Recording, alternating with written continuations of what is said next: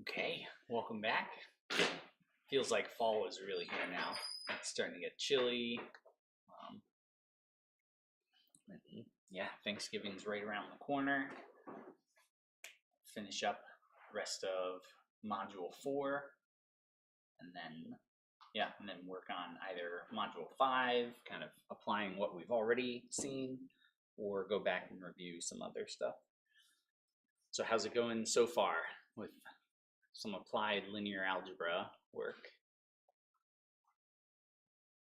Good.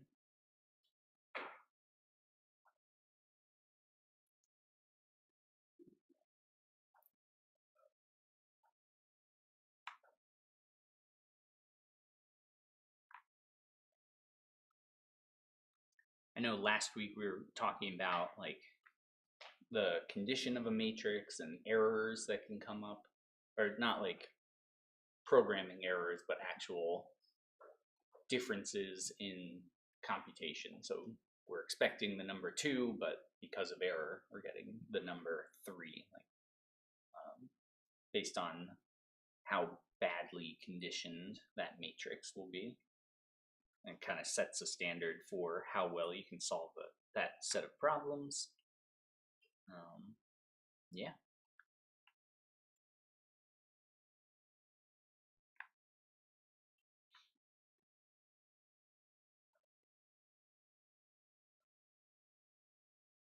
Oh, and this was cool last time. So in the second section, there was someone trying to like copy and paste these equations into ChatGPT to get like, okay, can I get a matrix in Python out of this set of equations? And like it should be able to do that. Like it knows how to rearrange things, and like there's enough data for it to process that information. But the problem was like if you're just trying to copy text like this, it's gonna mess up all the formatting. Instead, what's a lot better is if you double click, all of the LaTeX formulas are right in there, so you have like a nice machine readable set of equations. So if you're trying to get like either trying to double check your work or like process your work to start, this is like a nice demo. So here I'll copy these 3 equations and open up ChatGPT. I need you to take these 3 linear equations in LaTeX and give me the equivalent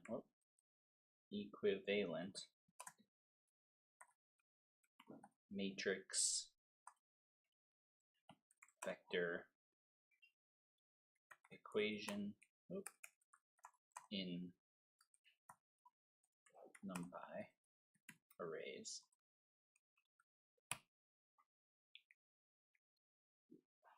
And then, so I'm doing like a little bit of prompt engineering, giving it like very specific instructions saying like, hey, I'm going to give you LaTeX. I want you to give me NumPy. So not leaving it up to chance of hoping that it's going to transform in the right way. The more guide rails you can give it, the more specific the output's going to be. And then also it helps to tell it like because it's going to guess as to what you're trying to solve for. So I could tell it that T in is a known input. And if I want it even better, I can say I am trying to solve for T1, T2, T3.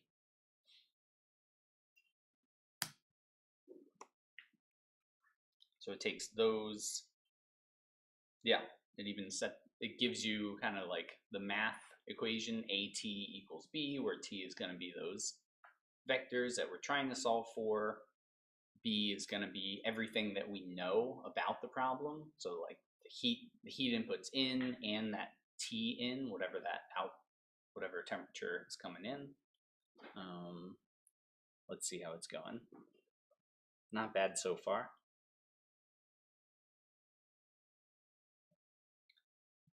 Sometimes it just like gives you a lot more details than you actually need. Like all we really need. Still working. There we go. Matrix.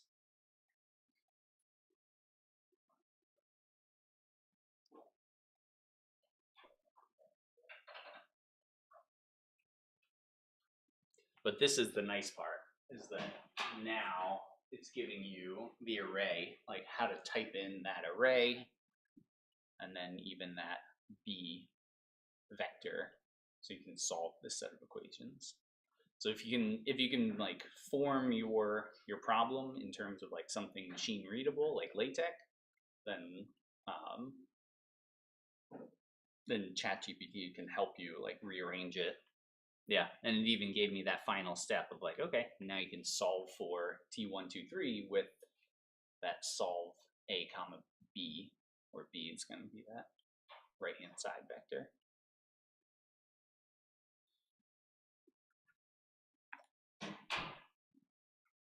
And again, it's kind of guessing. It just like makes things up. Like it looks right, but it's just it doesn't know what mass rates there are. I could specify those in the top, but I don't really care because all I really wanted was just this stuff. At least that's what I wanted. I don't know what you wanted.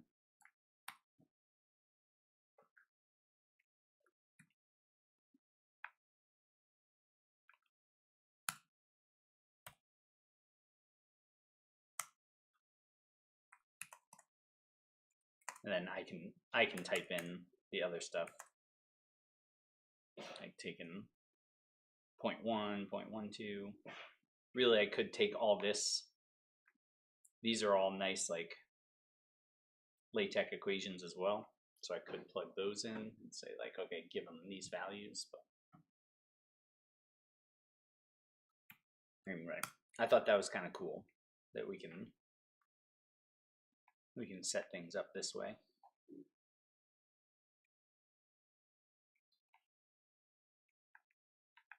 And the step-by-step, this part's kind of nice too. Like it shows you how the original equation is set up as like a matrix and an output vector. Like, so you're transforming 3 temperatures into 3 heat sources, like some Q in, maybe like computers and other system. Computers and people are usually your main source of like heat input.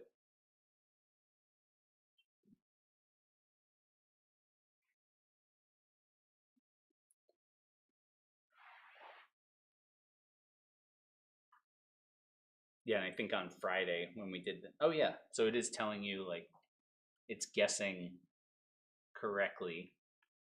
I say guessing, like I keep giving it like anthropomorphizing it, but it's just a transformer. Like it's not actually thinking of anything. It's just a whole bunch of matrices that are like processing text strings, and well, transforming text strings into numbers, and then transforming those into new sets of new vectors, and then sending that through another transform to get it back into like text output.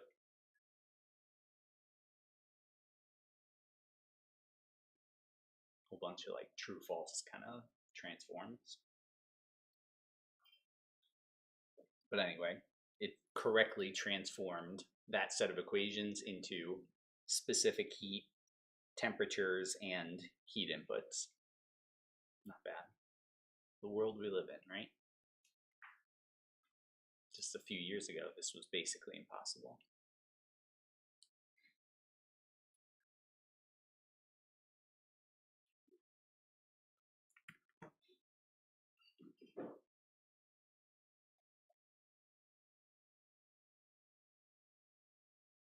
How else? What else is going on? It's like the modern, that's some modern programming for us. Yeah. The first question is to just make sure with all those strings and force still one. Yeah, you can leave it as one, because you're still trying to solve like the same problem. Um, if you want, you can change those values of k, because like they don't have to be one. Like we could say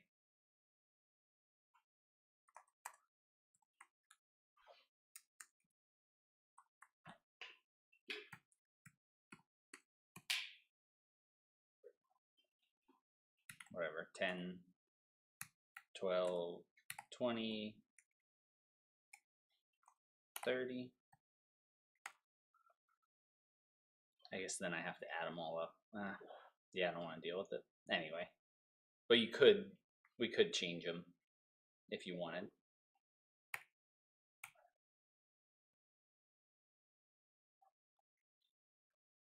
And it'll still be the same. The same problem comes up, is that if you have your boundary condition properly specified, like at least one thing is fixed. So in this case, 2.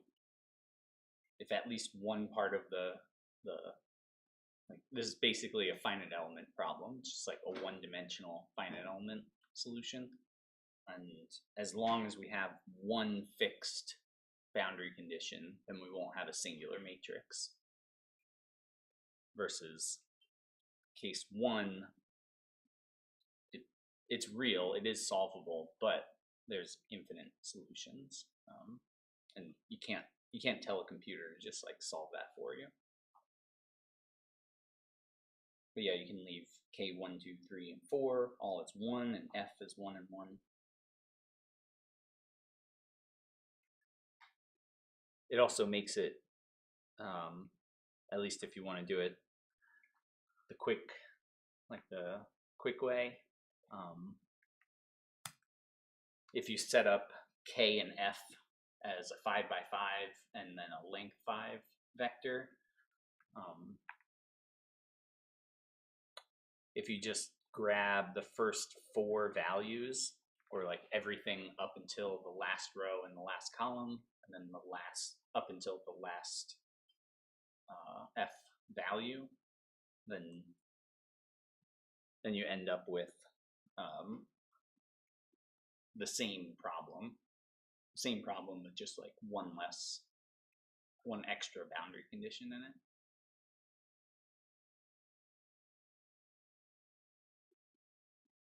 That way you don't, like, really all of this is unnecessary. Like I didn't have to type that in again.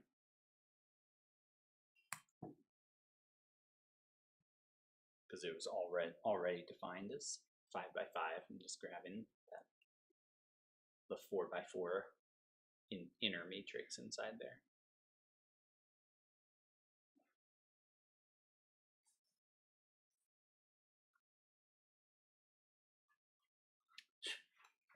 Time to restart the computer.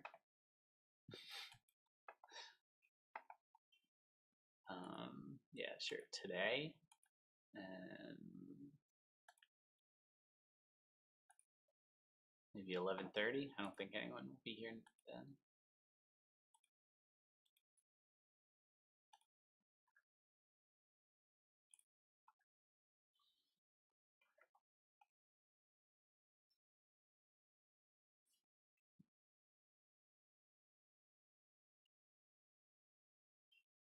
All right, let me check in, see how things are going. Seems like we're plugging along. No big questions coming up.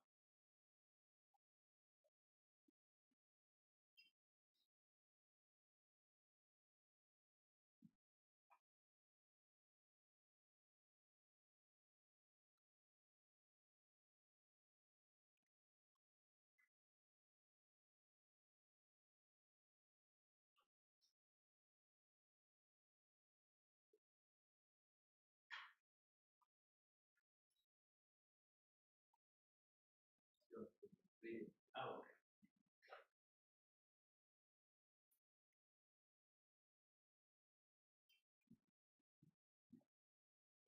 So it's really up to the casting elimination. Yeah. And I remember from your algebra, sometimes you get like numbers all along or ones along the diagonals and some all the on the rightmost column. Is it something that we different way? We would be getting the answer before it fully plugged in.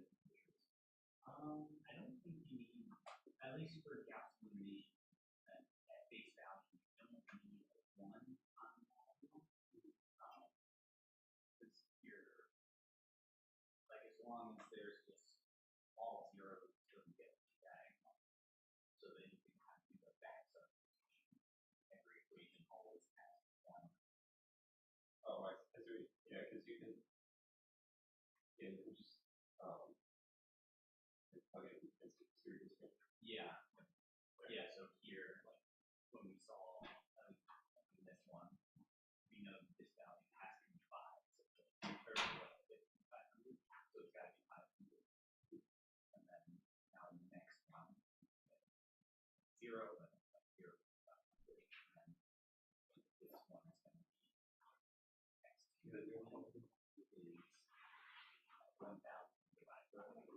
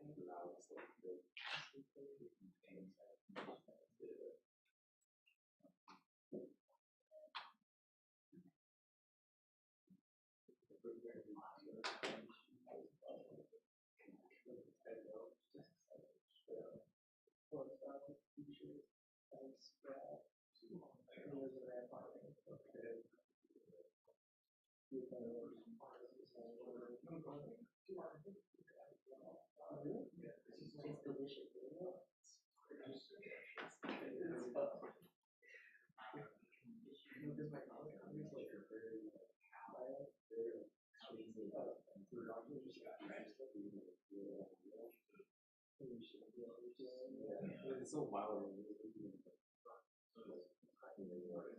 How do you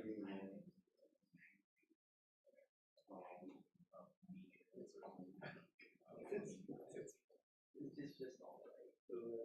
Usually it's just medium something so that's right.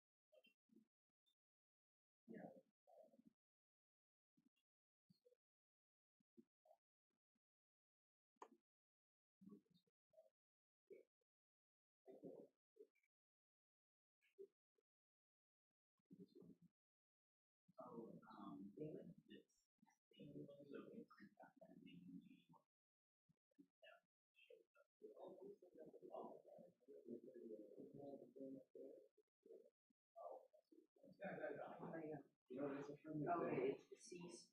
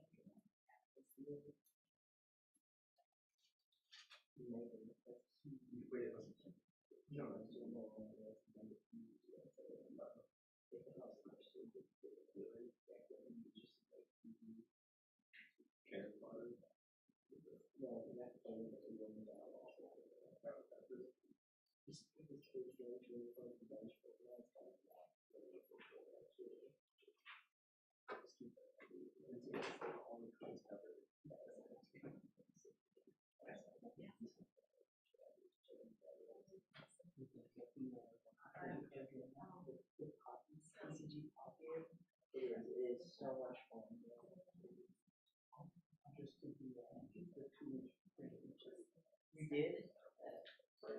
I guess. Yeah, did you get like a new card or anything like that? Did not auto train you or anything? What's that? Oh, you had to cancel it. Yeah, I just got canceled 24 hours before. So you gotta be on top of shit.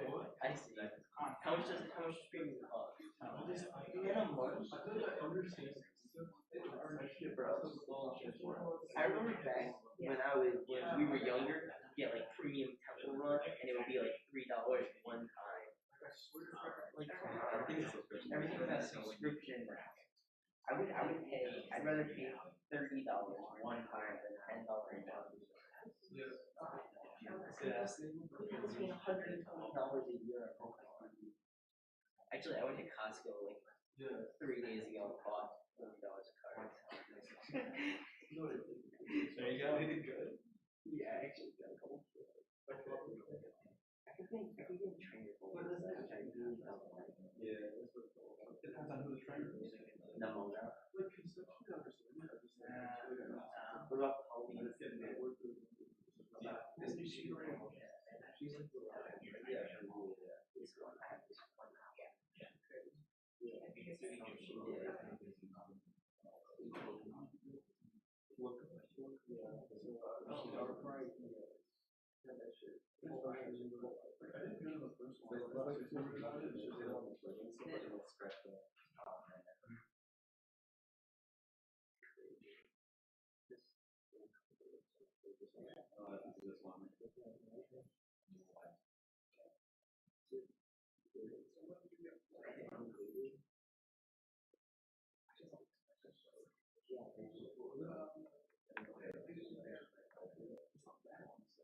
Oh,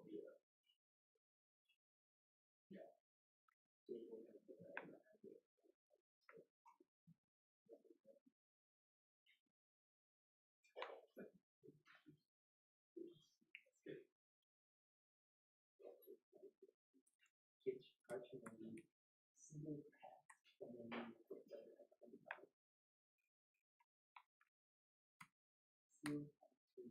X and Y that's the.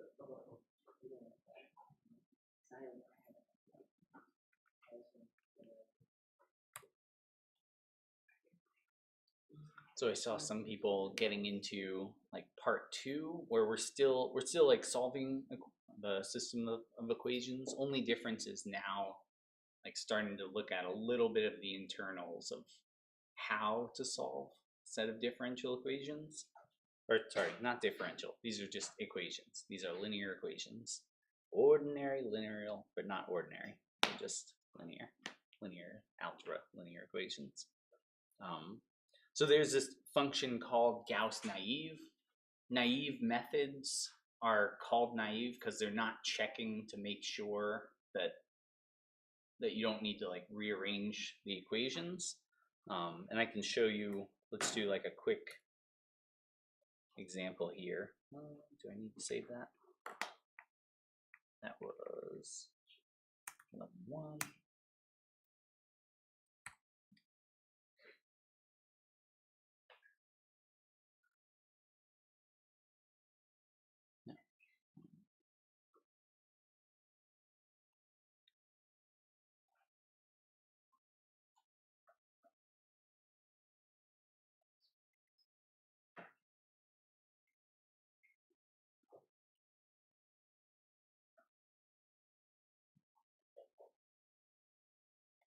So like if I have two equations, two unknowns, x and y, I can split this up into a matrix and say 0 and 3, 2 and 4 is now A. My x is going to be x and y. And my output is going to be 3 and 15. This first equation, we can all kind of solve relatively quickly because it's 3 times y equals 3. So at least as human, well, almost human, we're engineers. As engineers, we can look at this and be like, that's obviously 1 because 1 times 3 is 3 and that satisfies that equation. But if I try to use this with a naive Gauss method, it's going to try to eliminate, it's going to try to take a 0 and add it to 2 to get rid of that 2 so that I have a column of one number and then a bunch of zeros. So with the naive Gauss, oh, can't spell Gauss, sorry Gauss. I'm gonna ask the question of like 0 times something equals 2. So like infinity times row 1 minus row 2 minus infinity time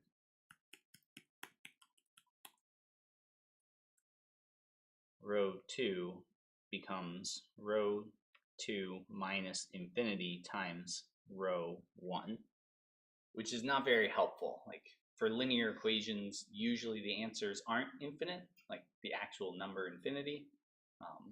Not that they can't be, but usually it's a little weird if they are.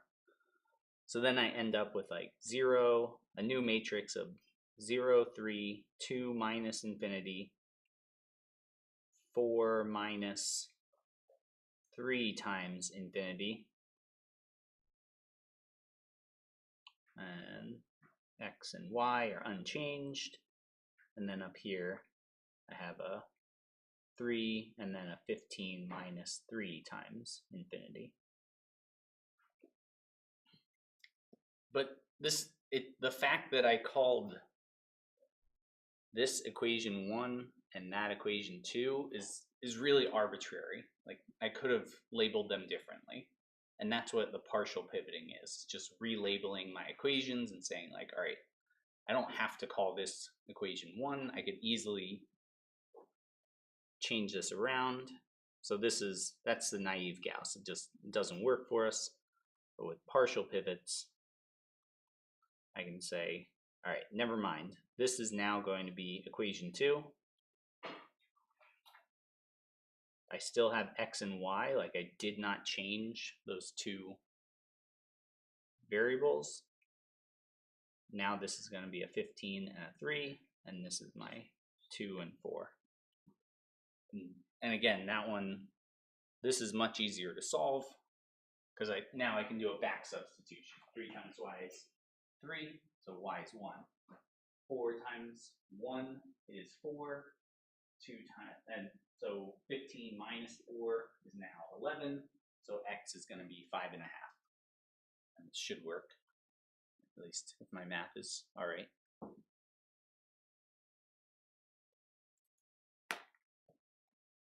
And that's what this Gauss elimination is doing. It's doing that, but it's doing it naively, so it's not going to check the equation. It's not going to do any checks. It's just going to assume that you have arranged the equations such that you won't run into problems.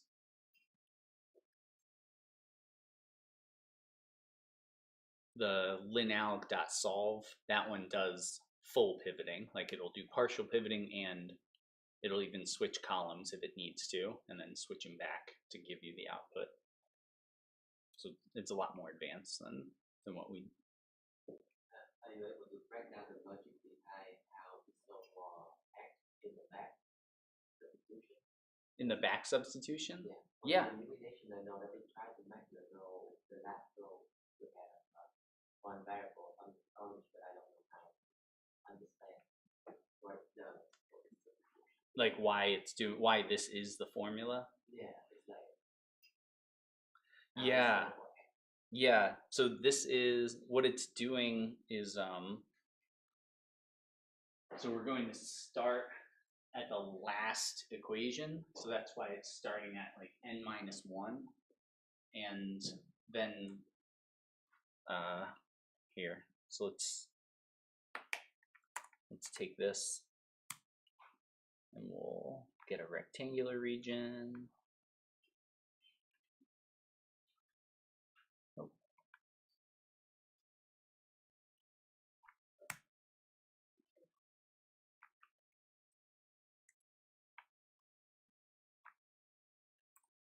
All right, so here's like our actual code.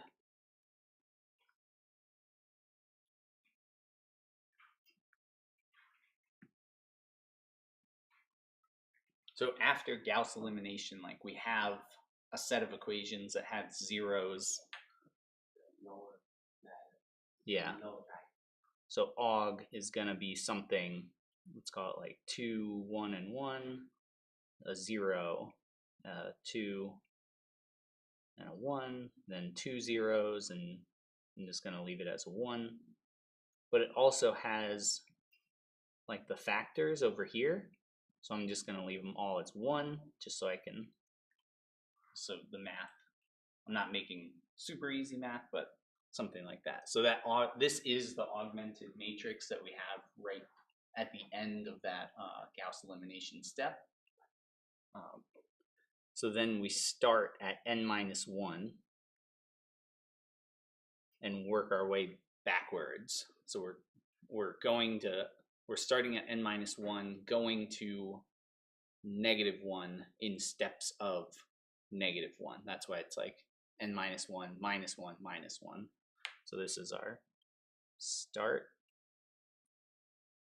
our stop, and step. Start, stop, step. It's like, that's the, and even whenever you're indexing, like 0:2:1 is start at 0, end at 2, steps of 1. So start at n minus 1, take steps of -1 back up, and then we're going to say that x of that n minus 1, so the last one, this is going to be x of 2, is augmented of k of -1. So the second to last one is, or sorry, that is the last one. It's 1 minus that aug of k plus 1 through n times x of k plus 1 through n. And all of that is saying none of that has anything yet because x is all zeros to start. So minus 0 divided by augmented of kk, which is 1. So I'm taking, so this, at least in the first step for that, like k equals 3, or sorry, k equals 2. K equals 2, that's the equation that we're trying to solve. And then when we get to x1, now we're going to say that k minus 1, this 1 right here, is minus the augmented k comma k plus 1 through n. So really it's just saying 1 times 1, this like this 1 times that 1, all divided by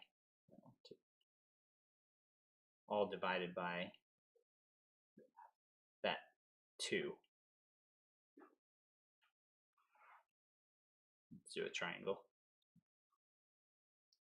So take the diagonal. The diagonal is always the thing that we're dividing by, and we're trying to get all the stuff to the right of the diagonal multiplied by the things that we already know. And we can do that because we set x all to zeros. Even if there were other diagonal terms, they all disappear anyway. So all this is going to be equal to 1 minus 1, kind of boring, but 0 over 2. And then finally we get like x of 0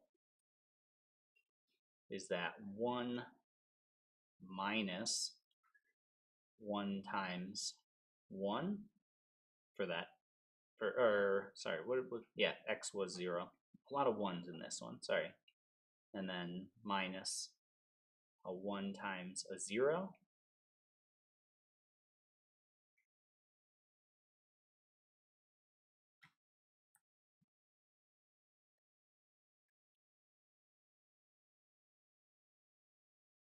All divided by 2 again. So 1 minus 0 is again another 0. Like stepping through that back substitution.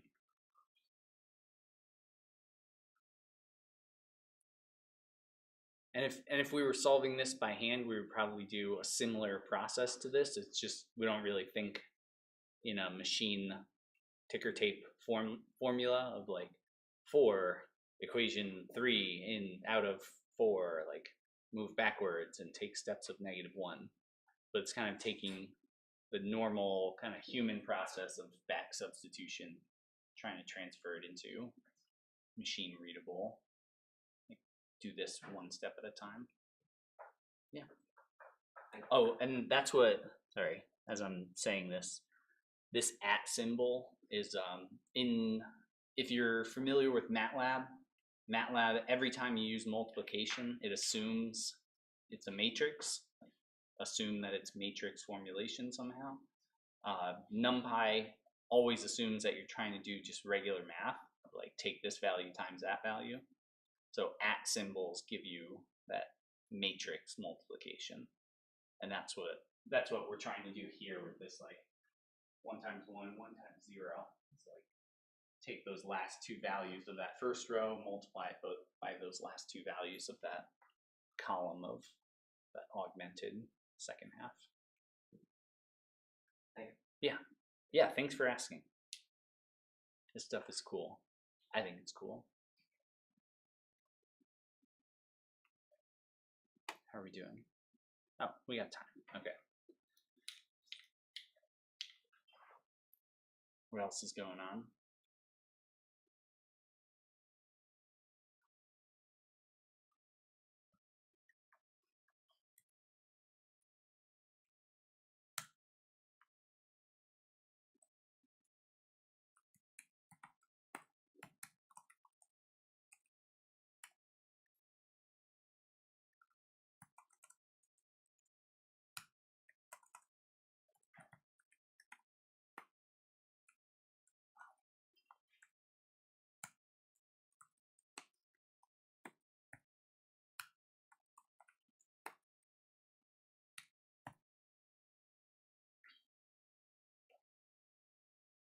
All right, so here, an example of like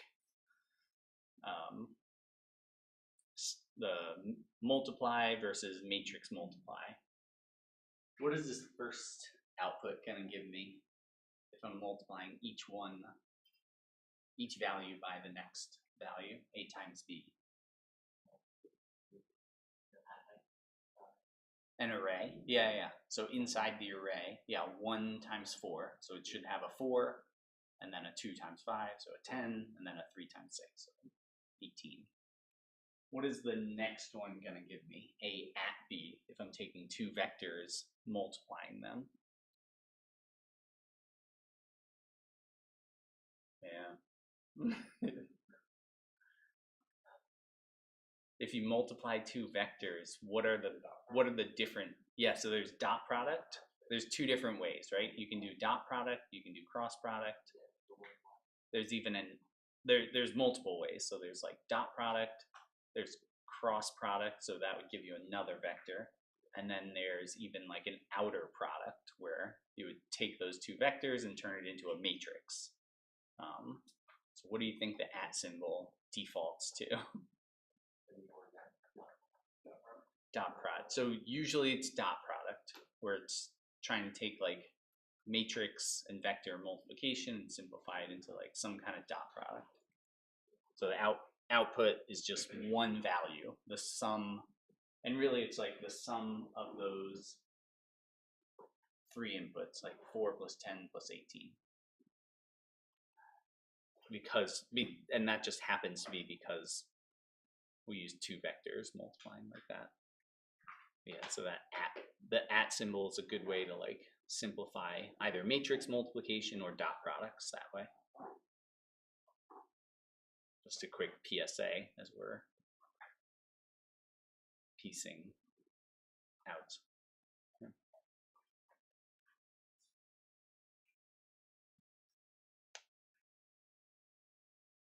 Cool. Other things coming up? No. No one's trapped in the matrix yet. We're all trapped in the matrix.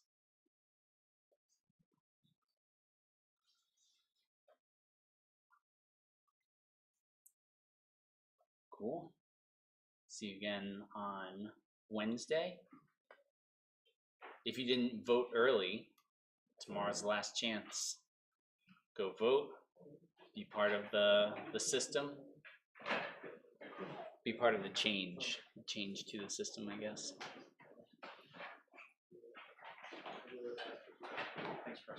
Thanks a lot.